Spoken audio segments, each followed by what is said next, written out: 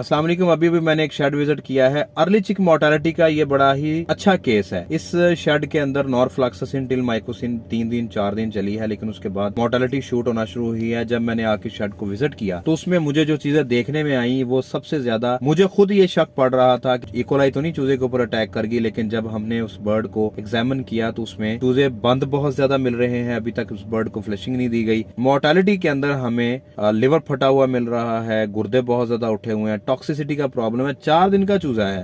4 दिन के चूजे में ने अभी मुश्किल 15-20 बैग फीड खाई होगी। ये सारी के सारे ब्रीडर डिस्टर्बेंस की वजह से है। वहां से ये वर्टिकली ट्रांसफर होकर चूजे के अंदर आ रहे हैं और आगे से फिर जब टॉक्सिसिटी बर्ड को पड़ती है और उसकी इम्यूनिटी डाउन होती है तो फिर ये बीमारियां एक्टिव हो जाती हैं। इस केस में आपने ये करना है, अच्छी सी फ्लशिंग दें और उसके बाद इसको 72 घंटों का एनरोफ्लॉक्सासिन और ट्राइबरसन या नॉरफ्लॉक्सासिन ट्राइबरसन का कोर्स दें।